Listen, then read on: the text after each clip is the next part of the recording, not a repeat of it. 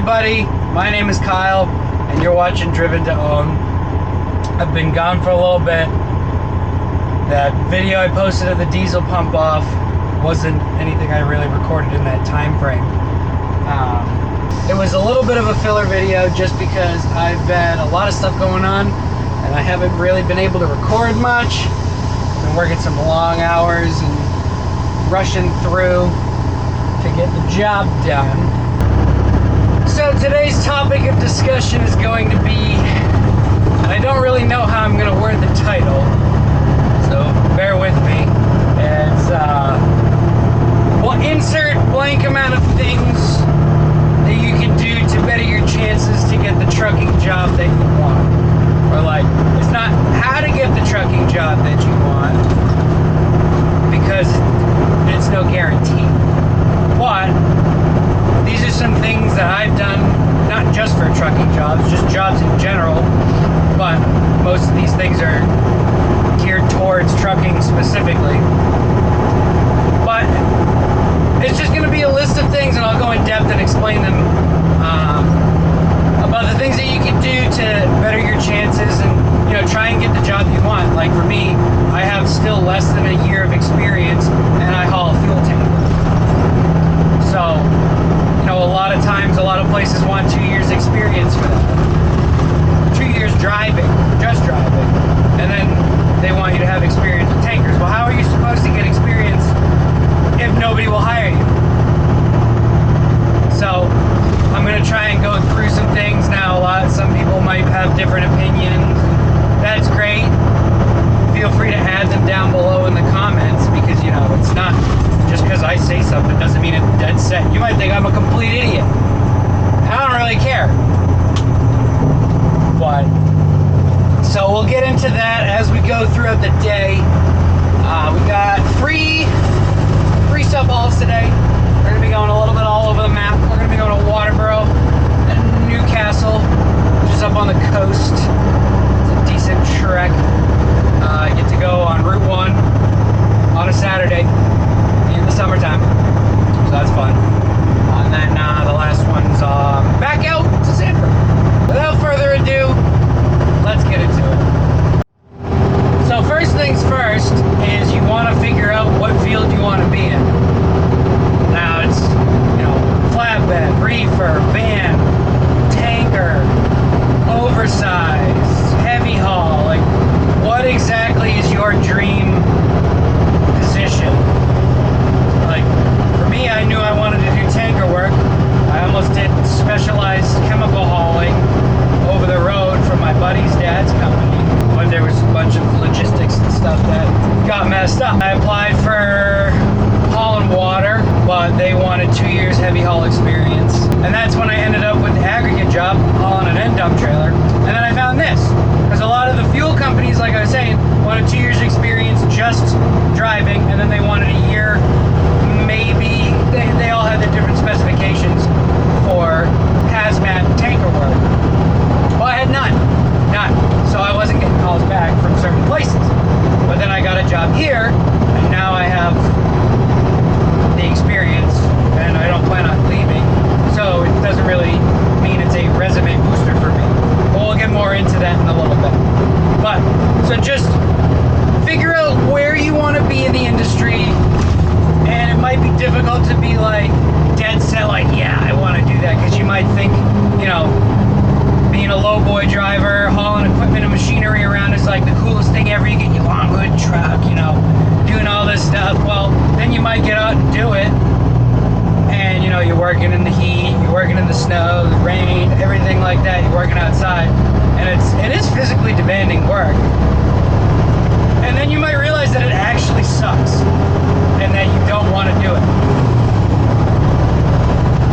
So, it's, you know, I'm doing this for, you might find out that you don't exactly like what you're doing. If it's your dream position, then you go and do it, and then you're like, this actually kind of sucks. So, like, you can dip your toes in every part of the industry as well. You don't have to, like, be dead set. This is just more of like a, I don't want to call it a guide, but like, I don't really know what I'm trying to say. So anywho, first step, figure out what field you want to be in. So the next thing that you want to do is research that field.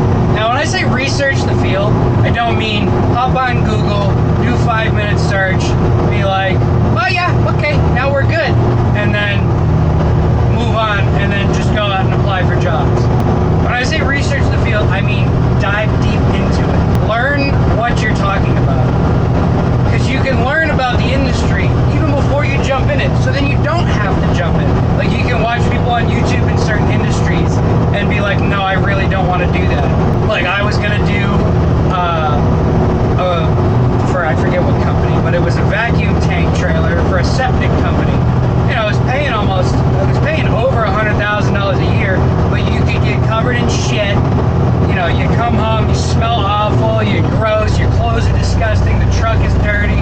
Like, the money would have been great, don't get me wrong, but you know, 12, 14-hour shifts of getting covered in human crap and fun fluids wasn't for me. Research the industry as a whole, and then research companies around you or companies across the country. We'll get into that again if you're going to go OTR or local and things like that.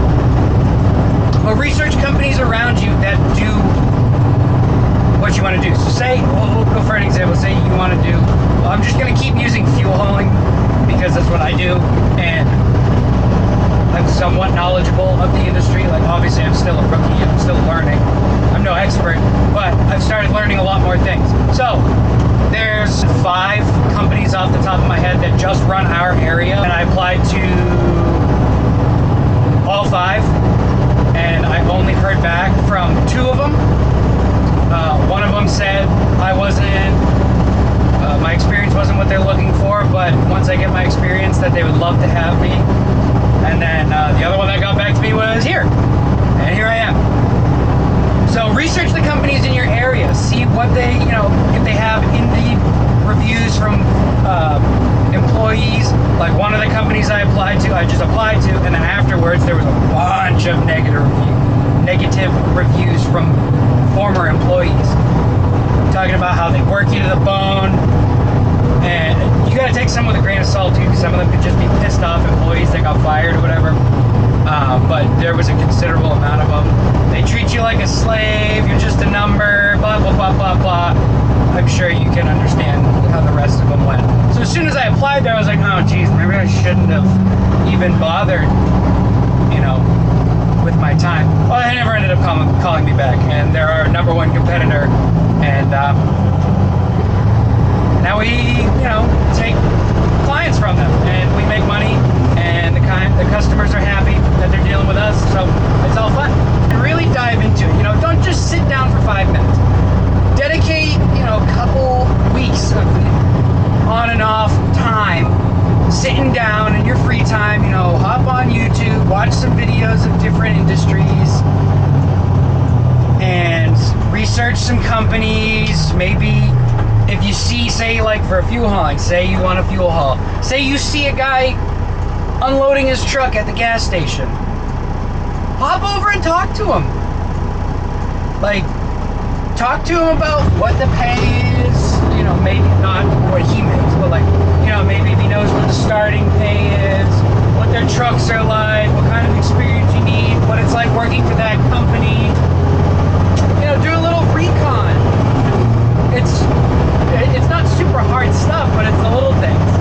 And then, you know, ask him for his name or her name, because you later on, say you go and apply for that company, right? You can say, oh, I was talking to so-and-so, insert name, and I was interested in getting into the field. I saw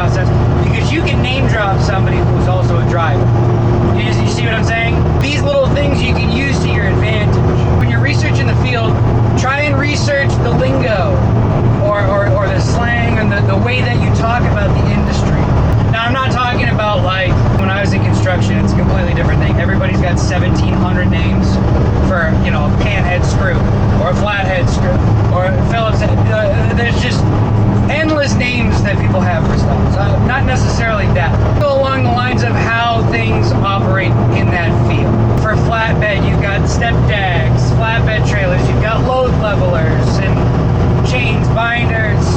Obviously, that's like the common stuff, right? You know, fuel. We got. It's not just hook up and drop the stuff. We got the load heads, bulk plants, vapor recovery lines. Some companies have bulk plants that they bring stuff to and then grab from. Companies like ours, we just go straight to the terminal every single time we need to load. Certain things like that. Different companies do certain things. Certain companies can haul branded fuel like Sunoco, Citgo, Gulf, Shell, etc. Certain things like that. Research the lingo, you know, start talking to a couple of the drivers that you see. Like maybe go on your day off, go putz around town, you know, go to the big truck stops. That's another thing too. Go to the nearest truck stop near you. Now, again, some guys might just tell you to piss off and, you know, they don't want to talk to you. But go to a truck stop. Go to places where trucks stop. Find a flatbed. Find a tanker. Find a van guy. Find owner ops. Find guys with a truck that you want. Find a guy with a 379. And every time I say guy, I'm including everybody. It's just the way it's rolling off the tongue, so don't crucify me. Say you want a long hood 379 when you want to become an owner operator. Go find a guy a driver that's got a 379 long hood. Ask them how they did it. Ask them what their experiences are. Ask them how they did things, what mistakes they made, things they could do differently. But as for researching your field, find guys and girls and drivers and whomever, whatever, that are in the field you're in, and go talk to them. Just see them at the fuel pump. Walk up, be like, hey, you know, don't mean to bother you or anything. I just want to pick your brain a little bit about the industry. They might tell you they hate their life. You know, they might be a local guy and be like, this company sucks. I can't wait to get out of here. You know, all they do is this, that, and the other. Okay. You know, maybe that's just their experience, but say you find like a couple other guys or girls from that company and they all say relatively the same thing. Maybe that's not a company you apply to. You know? Or maybe that's a company that will be willing to hire you because the door's always revolving because I guess people hate their lives. And you can use them to get some experience in that field, and then you can apply to other companies once you have the experience. So like if I had zero tanker work experience and fuel, go work at the company for a little bit of time, suck it up, you know, go work at the company, deal with the bullshit for a little bit. As soon as you got a little bit of time on your resume, go and start applying all the other things that I'm going to talk about later in this video. But now you have a little experience and it sets you apart.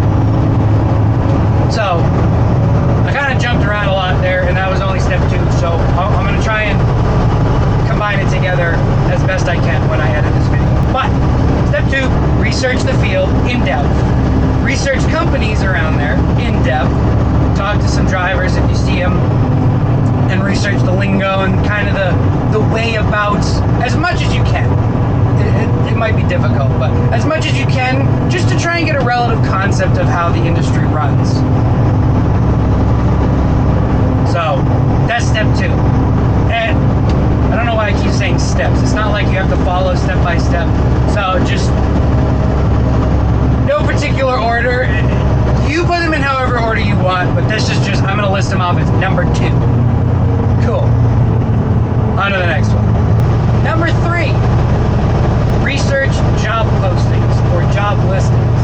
Go on LinkedIn, Indeed, Glassdoor, jobsearch.com, like wherever you can have a job listing posted, go on there and, you know, type in fuel tanker work.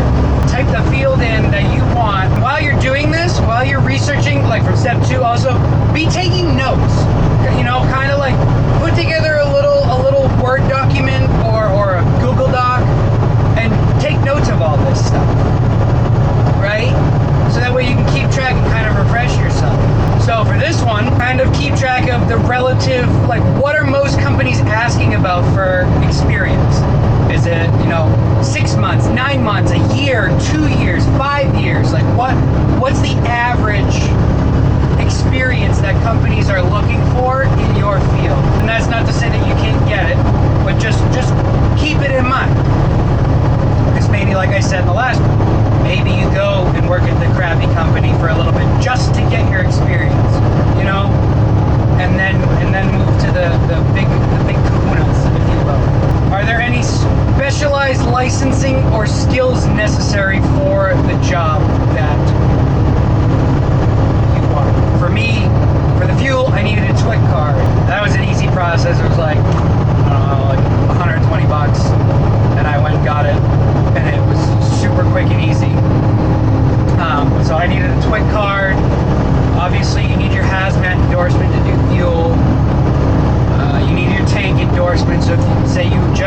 generic license. Maybe you have to go and get some endorsements. Maybe you have to go take the test. Maybe you have to do some more ELDT training in order to get them. You know, check out these kinds of things. Maybe you need your hoisting license for, like, if you're gonna load equipment, or to run a Moffat trucks. Like if you're gonna run a Moffat truck, maybe you need special licensing like that. Take into account the relative average pay of the industry. You know, this goes in hand with talking to other drivers that you see from companies, the job listings. Kind of take a note about what the relative starting salary is, the starting hourly rate, you know, bonuses or the cents per mile, versus, like, you know, say you're talking to a guy who's, you know, been at the same company for 25 years. Say he's making, you know, 55 bucks an hour. Say a guy at my company has been here the entire time now. My company's only been around for a little time, but say he's been here 25 years and he's making $55 an hour. Well, with his experience, you kind of have vision into the future of what you could potentially be making. Say he got it when, you know, he was 30 and he had been doing it since he was my age, 24. You know, just to kind of gauge where you could be. If you want to be an owner op, that's completely different, because that's what I want to do. And I know that, you know, pay scales are only for my time while working. But that's beside the point. For those of you who don't want to be owner-ops, and that's completely fine, take into account average pay, starting pay, bonuses, things like that, and just kind of keep track of them, just to kind of see. Because maybe, you know, maybe there's a field that you want to do, and it's not really the expected pay that you kind of want. Now, granted, starting pay in anywhere when you have no experience is going to be low, or lower, depending on other people who have been in there. And we'll get into that later on, because I've seen a lot of stuff from new drivers that kind of just pure comedy. So just keep that in mind when you're looking. If you have zero experience, you might get hired by a company like me. I got hired with no experience in fuel or tanker, and my pay is really good for an industry standard. So I'm very content with where I am. Now, that's not saying that it won't happen for you, but I'm also saying that that might not happen for you right away. You know what I'm saying?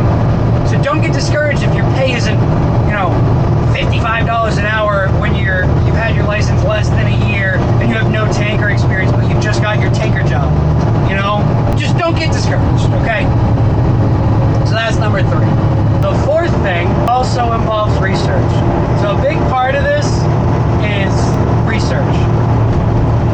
So you want to research the companies that you think about applying to. Once you do the research of the companies around you, this, that, and the other, you know, or maybe if it's over the road, you know, regional, that kind of stuff, start looking at companies based off of the pay, the things that other employees have said, all the things from the first parts. You want to start, you know, researching companies that you're going to submit applications to. Go on their websites, go on their about pages, see how they started. You know, is there a story like, you know, grandpa came over fresh off the boat, needed a job, was doing this, that, and the other, built the company from the ground up, and now they're where they are today. Or like my company was a small startup. They're not like a huge scale, but, you know, it's grown. So how did they get their start? Along with that, how long have they been in business? Are they a company like the company I sub-haul for has been around since like 1910 or something? Our company was founded in 2017. So, you know, the older companies, they could be bigger, they could have, you know, corporate, whereas ours is a much smaller scale. You're dealing with everybody you see on a day-to-day basis. That's really all that's there in the company. There's no headquarters in another state. You know, there's no CEO that you can't pin a face to the name. You've never met him before or her before. That kind of stuff. Like, research that, because maybe you want to work at a smaller company.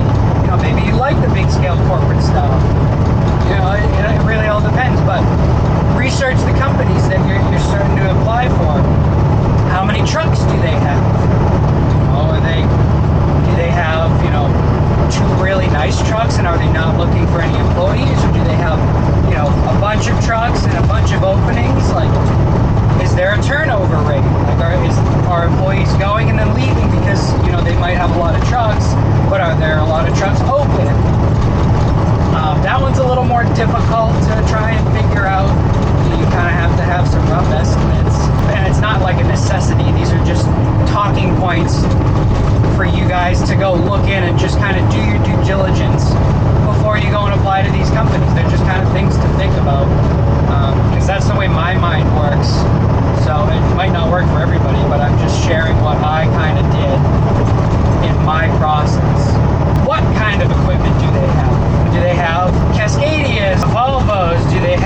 conventional long hood tractors? You know, do they have their own trailers? Do they pull other trailers?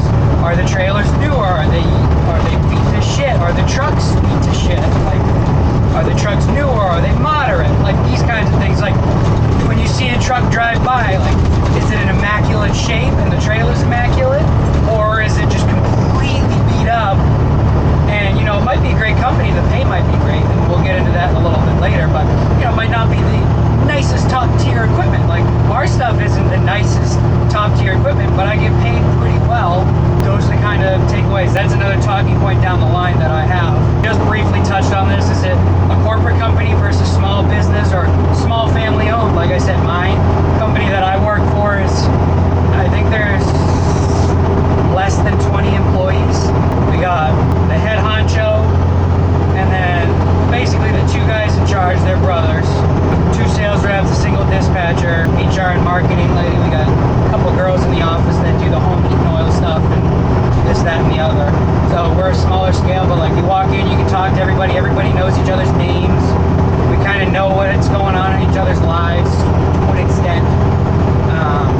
But this is the first company I have actually felt we're a family. You know, all companies are like, we're a family here. But this is the first company I've actually felt. So, like I said, maybe, you know, you want to go to a bigger corporate company, they have more equipment, newer equipment, you know, and you don't really care about the camaraderie of, you know, the company, that's totally cool. But it's just things to think about. The next thing is, are they a local company, regional company, OTR? Are they all the above? Do they have some bits and pieces of either? You know, do you want to go over the road? Do you want to be local? Do you want to be regional? Do you want to be home every night?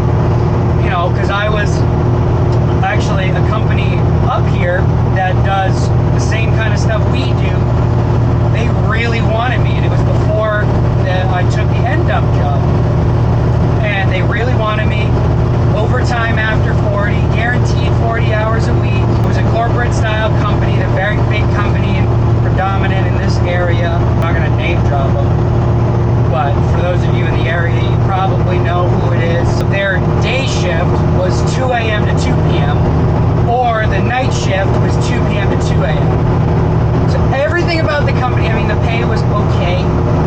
They had really nice trucks. They have relatively newer, I think it was like 2018s and up, T680s, 13 speeds, beautiful, beautiful tractors. The trailers were beautiful. Everything about the company was great. The pay was not, you know, super, super high. I mean, I'm making well above what I would have made there. But I made $1 less at the place hauling an end dump than I did if I were to go with this place. But for me, the schedule didn't add up. I worked nights at Old Dominion to get my license. You know, I did what I had to do. And I really didn't want to work 2 a.m. to 2 p.m. And it was Tuesday to Saturday. I'm Tuesday to Saturday now. But I have a little bit more freedom. Like today's a Saturday. I've got 3 loads. I'm going to be all over the state. I'll probably be getting home around 7, maybe 8. But at least I have a couple hours to, you know, do some things and, you know, go see my girlfriend or hang out with my family. Or just kind of chill before I go to bed. You know, tomorrow's my technically off day. And then Monday I have off. But if I was working 2 a.m. to 2 p.m., you know, I would have been up at the ass crack of dawn. I'd be almost 8 hours into my shift right now. And then when I get home at 2 p.m., it's, you know, I can do a couple things. I can force myself to stay up, which I did when I was at Old Dominion. But then, you know, I'd be going to bed because my body would just be in that mode. So for me, it wasn't going to work. Now, a bunch of guys do night shifts and, you know, they don't have a problem with it. By all means, you know, and if that's what you need to do to get into it, and then you can get moved to a different shift, then, you know, that's something you could look into doing. But for me, I had already done the nights. I had already made that sacrifice for, you know, 6 months at a time, and it took a toll on my body, my mental health, and I'm glad I did it the way I did, because now I have the job that I love. You know, I've got my license, but it's not something I wanted to jump into just to get into the line of work that I wanted to do. You know what I mean? So if it's a sacrifice you're willing to make for a short term or even long term, if you love nights, like my girlfriend's mom is a night nurse, and she loves it. She's done it her entire career, and she never saw anything changing. It worked in their schedule, raising their kids. Like, if it works for you, by all means do it. Most of the time, the night shifts do tend to make a little bit more than the day shift hours. But just something to think about when you're researching. The next thing is, do they have a local office or terminal? Our office is local, and then we go load up in the terminal. You know, if you're looking at an over-the-road company, like I know when I was going to go get my license, I was going to go through TMC. They don't have like terminals all across the country, so you bring your truck home with you on the weekends. So where would you put that? You know, if you live in the city, might not be the best fit for you, because where are you going to put a, you know, especially if it's a sleeper truck, where are you going to put an almost 100-foot combination if you live in the city? Or, you know, maybe your road where you live in the suburbs can't really handle a semi and a trailer. Like for me, my house, it wouldn't work because I lived on a main highway pretty much. And I would have been able to fit the tractor and the trailer in my driveway, no problem. But it was the backing in off of 4 lanes of traffic. I had tight curves and stuff. You know, it's just, I would have done it.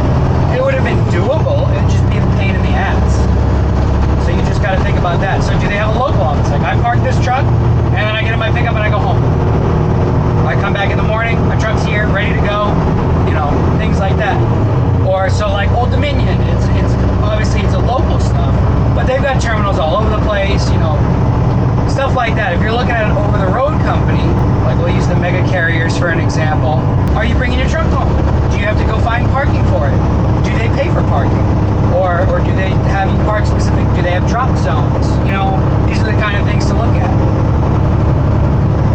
I've been saying that a lot, that these are the kind of things to look at, so bear with me. I'm trying to think of other ways to word it, but it's just kind of flowing. Camera died while I was talking, so we'll touch on the last point.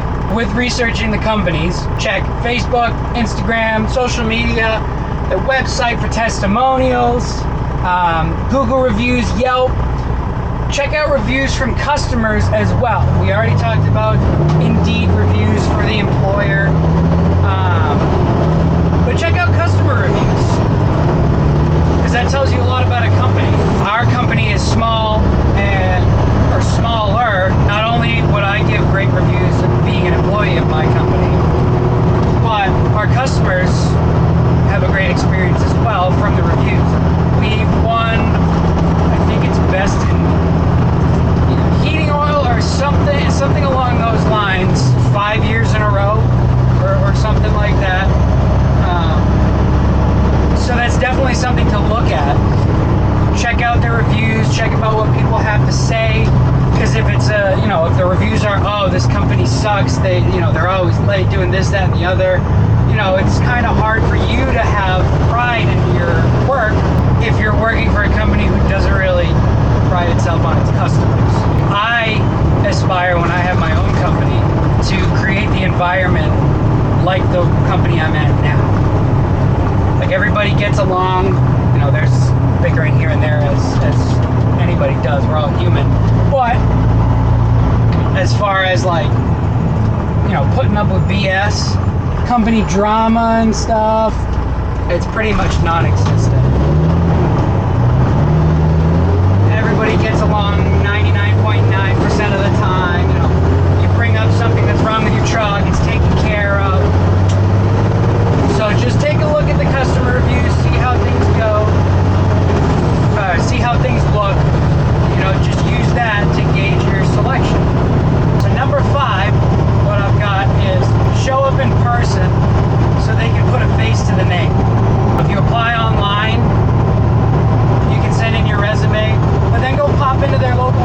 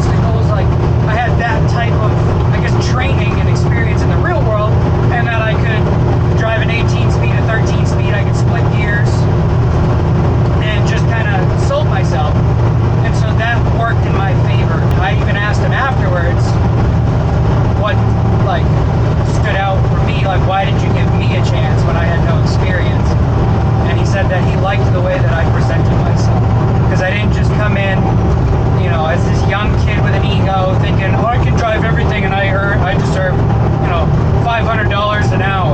Like, he was like, you presented yourself well, you were reasonable on what you asked for pay, and I'm willing to work with you. And they very much were. So when you show up to these offices in person, number one, well, with this whole thing, don't be afraid of rejection. It's gonna happen. You're not guaranteed to get every single job you apply for. You know, I didn't. So if you show up there and you do all these things that I've talked about, and they're like, well, we're not really looking for, you know, anyone at this time, but, you know, one of the places I said, they're like, well, leave your resume with us, and if something opens up, we'll give you a call. So just by still showing up, showing interest, doing all of these things, you can still get your foot in the door with them that way as well. So I don't want you to think like these are like a foolproof method of how to, you know, psychologically trick an employer into hiring you. Like, no. You know, you still will get rejected by some companies, and it's okay. It's God's plan. You know, there's a reason you don't get every job. There's a reason that you leave jobs. There's a reason that jobs open up when they do. So don't feel bad.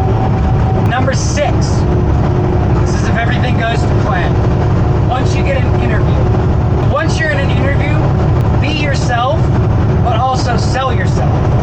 You know, because that's what an interview is. This is your time to toot your own horn humbly. No, like super bragging, but like this is a time to talk about you, what you do differently, how you stand out, answering their questions. Think of what they're going to ask you, not like the generic, like, you know, if you were in a difficult position, how would you solve it? Tell us about a time you solved a problem. Like, not those. Think about those, but also think about things of like, why did you choose our company? And things like that. Talk about how successful you were as a student when you were getting your license, whether you went through, you know, a driving program like I did with Old Dominion, or whether you were a student in like a private truck driving school or anything like that. Talk about the challenges you faced, you know? Like, talk about the challenges you faced, how you overcame them. Like when they talk about, like, tell me about your experience. So that's what I did. That's when I first was on the phone and talking to him. He's like, just tell me about your experience. So I listed off how I went to school. We did all like we watched all the videos, learning. We were talking about problem solving on the road and problems arise, like with drivers and this, that, and the other.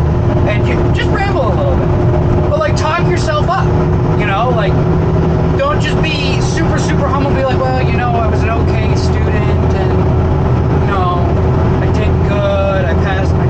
No, be like, I was top of my class.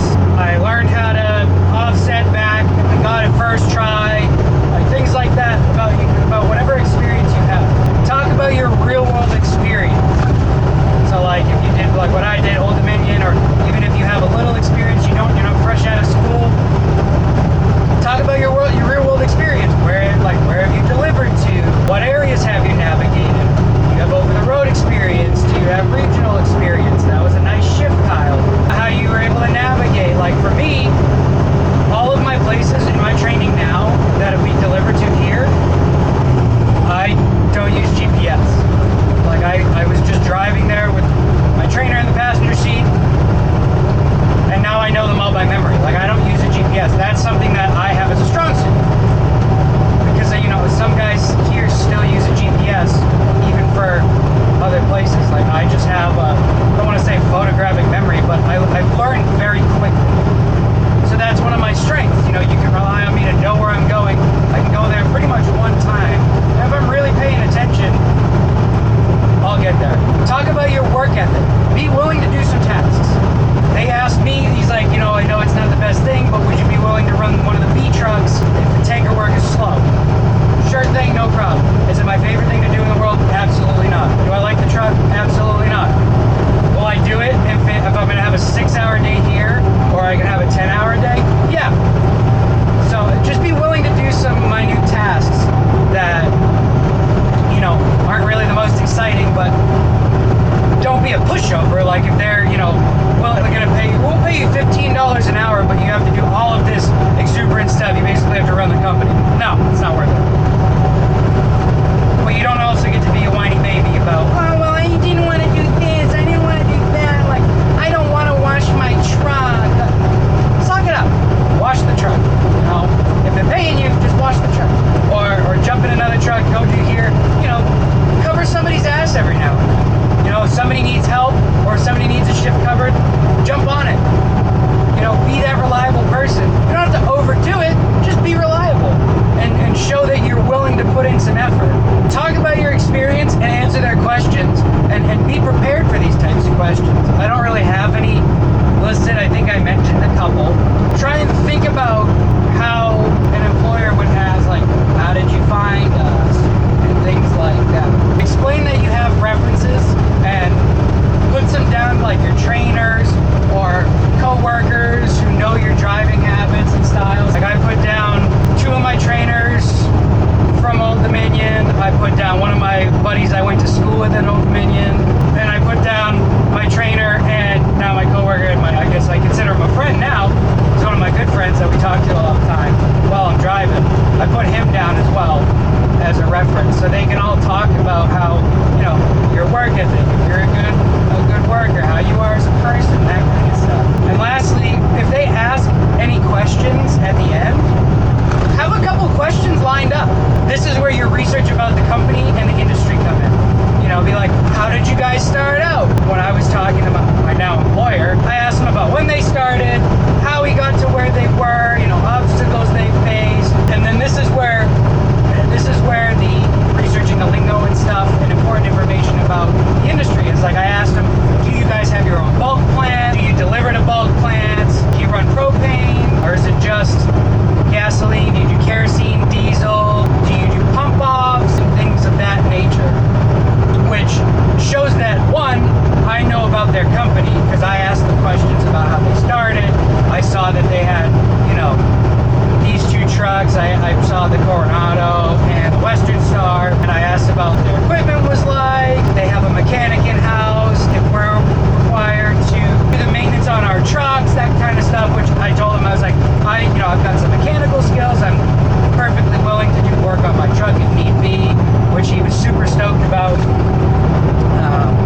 So when they ask, oh, so do you have any questions for me? I think I have all my questions asked. That's when you say all these things. It goes in line with what I said, I think 2 or 3 times. Why do you want to apply here? Like, what made you want to apply to our company? Be like, list off the thing. I saw one of your trucks delivering to this gas station, and it's something that I really want to get into. I don't have a lot of experience with it, but I'm very reliable. You know, I'm a quick learner. I'm responsible, and they said that, you know, you're a great company to work for, and the trucks look beautiful, and I love seeing them rolling down the road. I've seen them everywhere, and it just seems like a company I want to be a part of. And kind of give into it like that. So that's, once you're in the interview, that's what I would say to them. So number 7,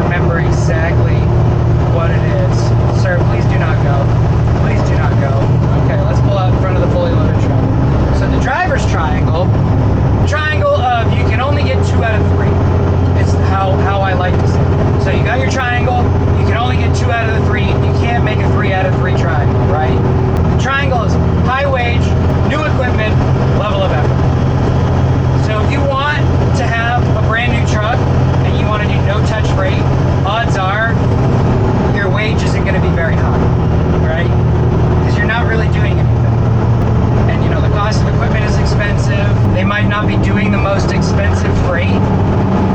So the odds of you getting a high wage with all of those things together, it's just not likely. If you look at a high wage and a new truck, but the level of effort is increased, you know, like flatbed or like low boy, you know, you're doing a decent amount of work. Or say like P&D, you know, pickup and delivery, or you're doing, you know, food service. Like the level of effort is really up there. You're not just skating by doing anything, right? You know what I mean? And your pay will probably increase because your level of effort increases, and you might be able to drive a newer vehicle or have newer equipment. So don't expect that you're gonna get everything right off the get-go. Like I mentioned earlier, there's no $3,000 a week take home every weekend or home every day with a brand new truck. Like, if you can find that, you go right ahead and stay there, by all means.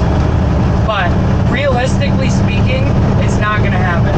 Like, there was a guy who my boss told me had applied here, and he was like, heard about the pay. He's like, the pay seems great, blah, blah, blah, blah, blah, blah, blah. He's like, oh, but your newest truck is a 2011?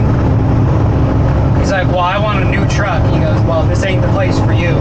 Our stuff's old. Not old as in a bad thing, like old and broken down. Like, this truck, it's an T800. It's a 2005.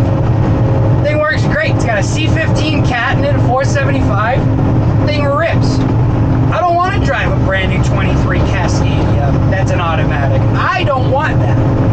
So for me, you know, the equipment is technically on the lower end of the spectrum, if you would. It's not brand new stuff, but you take care of it and it goes a long way. My wage is higher, and my level of effort isn't like, I mean, this isn't very difficult work. I drive to a place, I sling a couple hoses, and then I sit there for 45 minutes while it drains. It's really not hard. I mean, it's physically demanding sometimes because the hoses can be heavy and this, that, and the other. But for the most part, I don't really do much. And I'm perfectly cool saying that. So just keep in mind when you're looking, keep the driver triangle in your mind, and pick the two things that are most important to you, right? Do you not want to get out of the truck at all? Okay. Well, your level of effort's there. Do you want a high wage? Yeah. Well, you're probably not going to drive nice equipment. It might not be nice to someone's standards, but like, if where I work got a 1980s, you know, W9, and was like, hey, we want somebody to run it, I'm your guy. Sign me up. Throw me in the old truck. Yep. Absolutely. Because that's what I want. You know, I like the older trucks. I like listening to the motor. I don't want to deal with emissions crap. None of that. So, just keep that in mind. Humble yourself just a little bit. Just because, you know, you came out of school, you have a little real world experience, doesn't mean that you're the, you know, best thing since sliced bread. Now, granted, this is where you can be true to yourself as well. My buddy owns his own truck, and he and I both have the same amount of experience pretty much. And both of us believe that, you know, there are some people who have been driving for 20 plus years, and we can outdrive them. We can out, like, backing up, maneuvers, we're young, agile. He runs chemicals, specialized chemicals. So he runs tanks also. So like, we both have like less than a year of experience, but we know that there are people who are out there that have 20 plus years of experience who we can do the work better and more efficiently than they can. We're younger, not have anything to do with age, but like, we're younger, we're more like, we can be eager, we're hungry for what we want. But the thing is too, you could be coming into this field in 30s, 40s. If you have the tenacity and the hunger to succeed and drive, and you want to be the best, you'll do well. You will do well. Like for me,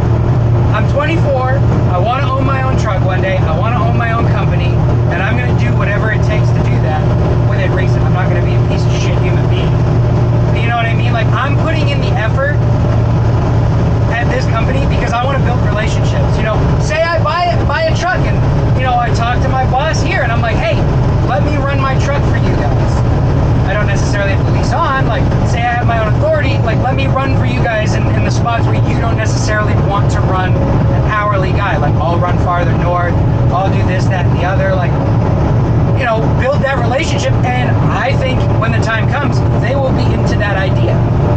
Obviously, pricing and things like that we'll talk about. But if you come out here and you have, not so much experience, companies can look at you. Well, let me back up. Like the guy that trained me, he's in his late 60s. He's been driving longer than I've been alive, like twice as long as I've been alive. And he specifically told my bosses he wants young guys coming in. Now, when I go to the terminal, the next youngest guy, visually assuming, other than me, is 30, maybe 35. So I'm a young gun when it comes to this. Like, everybody in this industry is either like my dad's age or like my grandfather's age, which nothing against them. It's just, I feel like it's a dying craft. Like, not a lot of young guns want to jump in the trucking. Like, I'm doing this because I love what I do. I love the trucks. I love everything about it. It's not like this glorious thing like, look at me, I'm a truck driver. Like, I take pride. I want to own a sweet looking truck. When I own my own company, I want to be able to work hard and have a truck that's beautiful and say, that's mine. I busted my ass so that could happen. And like, this is my lifestyle. That's something I want and I work for. I touched on all my points.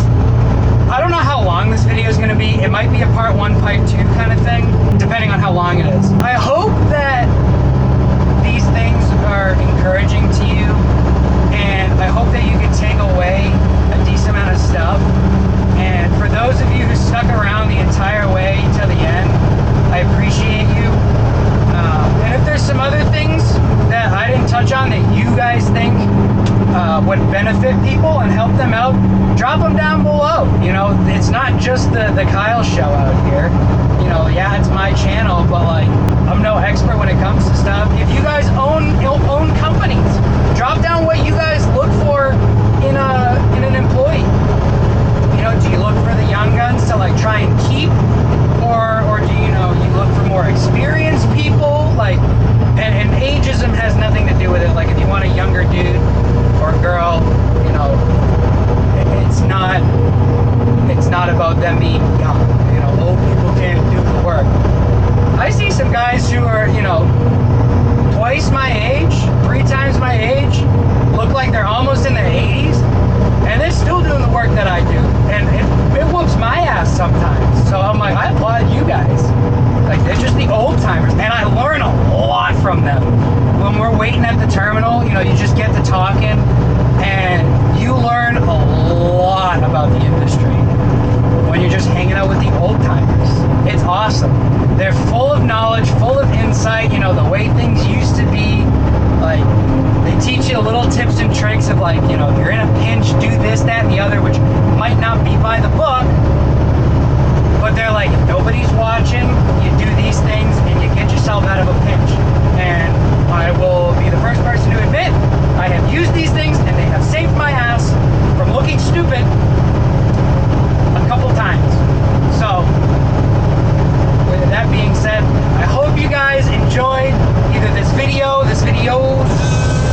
if it's a series, or I hope you guys took away some stuff.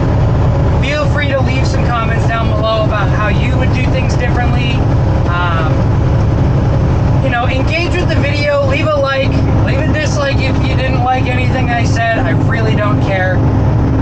Leave a negative comment because it still boosts the algorithm. But, I'm really trying to, I was thinking about this video for about the past 4 weeks. And I really wanted to try and put out a video with some in-depth time put into it.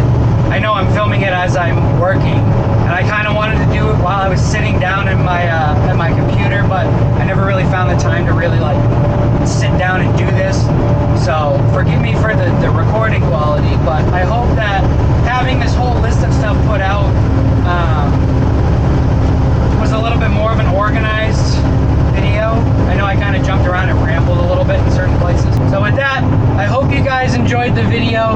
Like, comment, subscribe, hit the notification bell so that when I put out videos, you guys are alerted and you can hop in and check it out. I like doing videos like this, so drop those comments down below as well as suggestions you want to see. It's kind of redundant if I just drive drive, talk to you, get to the place, film me unloading, and then to throw it back on. You know, it's a little repetitive, so I don't mind doing stuff like this. I know I mentioned in like the how to drive an 18-speed, or it might have been that one, how to do a pre-trib, things of that nature, you know, stuff like that. I appreciate you for watching, and I'll catch you in the next one. Peace out.